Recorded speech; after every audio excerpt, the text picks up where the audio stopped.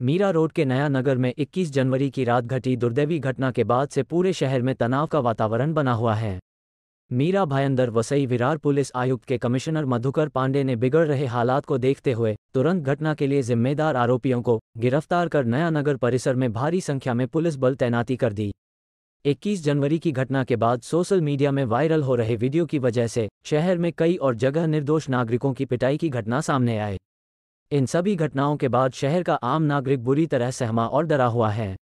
शहर की बिगड़ रही सुरक्षा व्यवस्था को देखते हुए मीरा भायंदर शहर के पत्रकारों ने 25 जनवरी को भायंदर पश्चिम के नगर भवन में शहर के पुलिस कमिश्नर, मनपा आयुक्त सहित सभी राजनीतिक दलों के वरिष्ठ नेताओं को बुलाकर एक सद्भावना संवाद का आयोजन किया, ताकि शहर के सम्मानित नेताओं से यह वादा लिया जा सके कि सभी एकजुट होकर इस शहर में शांति निर्माण करने का काम करेंगे। उसके साथ ही शहर में दोबारा ऐसी घटना ना घटे इसका ध्यान रखने का काम करेंगे। 1 घंटे से ज़्यादा चले सद्भावना संवाद में शहर के सभी सम्मानित राजनेताओं ने एक सुर में इस बात पर सहमति जताई कि शहर के सभी वरिष्ठ नेता ना तो बाहर से किसी नेता को मीरा भायंदर में बुलाएंगे और ना ही शहर में कोई रैली या आयोजन करेंगे जिससे असामाजिक तत्वों को उपद्रव फैलाने का मौका मिले। आइए जानते हैं सद्भावना सभा के बाद शहर के वरिष्ठ पत्रकारों ने क्या जानकारी दी है। मीरा भायंदर में जो हालात था उससे सब वाकिफ है। शहर में शांति व्यवस्था बहाल करने के लिए, शांति स्थापित करने के लिए पत्रकारों ने एक पहल की है। पहल के तहत में शहर के सारे जो है कि जनप्रतिनिधि हैं, विधायक हैं, नगर सेवक हैं, नेता हैं, उन्होंने हमने एक मंच पे बुलाया, एक जगह बुलाया। उसमें पुलिस के बड़े ऑफिसर, पुलिस कमिश्नर और नगर पालिका कमिश्नर भी शामिल हुए। सब लोग ने सामूहिक रूप से ये फैसला किया, जैसे कि हमारी मांग थी, कोई बाहर से नेता ना बुलाए, कोई जो है कि अपने कार्यकर्ताओं कंट्रोल करे, कोई अनहोनी ना होने दे, कोई अप्रिय घटना ना होने दे, सोशल मीडिया पे अंकुश लगाए कोई भी गलत जानकारी पोस्ट करने के लिए, अफवाह पोस्ट करने के लिए। और सारे जनप्रतिनिधियों, सारे प्रशासनिक अधिकारियों ने हमारी मांग को बहुत ध्यान से सुना और हमें वादा किया है की ये सब हम करेंगे। मीरा भायंदर शहरात जे काही वाईट कृत्य घडलं याच्यामध्ये सोशल मीडियाचा फार मोठा रोल होता, हे वेळोवेळी जाणवलेलं आहे। पोलिसांनी सुद्धा त्या दृष्टीने एक परिपत्रक काढलेलं होतं की सोशल मीडियावर चुकीचे संदेश देऊ नये। त्यामुळे आजच्या बैठकीत आम्ही राजकीय नेत्यांना आणि लोकप्रतिनिधींना हेच आवाहन केलेलं आहे की तुम्ही तुमच्या कार्यकर्त्यांना अशा काही समाज माध्यमावर पोस्ट कराव्यात,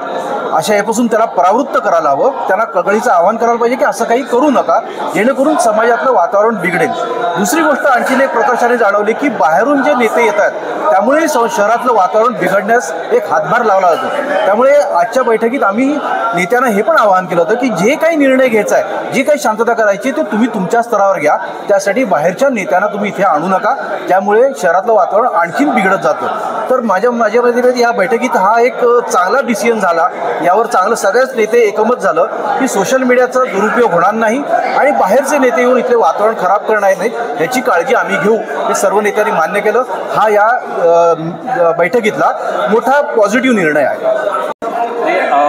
एकतर 21 जानेवारीच्या रात्री नयानगरमध्ये जी घटना घडली आणि त्याच्यानंतर त्याचे पडसाद जे शहरामध्ये विविध ठिकाणी तोडफोड म्हणा किंवा दंगलसारखी परिस्थिती जी एक निर्माण शहरामध्ये झाली आणि त्याच्यापेक्षा जास्त जे एक तणाव, जो एक धार्मिक एक तणाव जो शहरामध्ये जो निर्माण झाला होता, कारण आपण मीरा भाईंदर शहर जे आहे हे 1991-92च्या दंगलीतसुद्धा शांत होतं। तर तसं असताना असं काय झालं की हे आत्ताच एवढं मोठं सगळं तणाव आणि दंगलसारखी परिस्थिती ह्या शहरात निर्माण झाली। तर त्या अनुषंगाने आम्ही शहरातील पत्रकारांनी आम्ही पुढाकार घेतला, आम्ही सर्व राजकीय पक्षांना एकत्र केलं, पोलीस असतील, महानगरपालिका प्रशासन, त्या सगळ्या प्रमुख जे लोकप्रतिनिधी होते, आमदार असतील,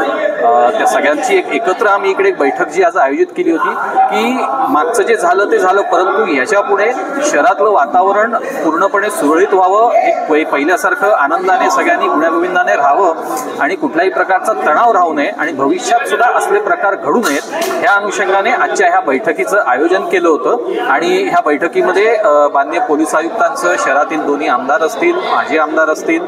सर्व पक्षांचे प्रमुख असतील,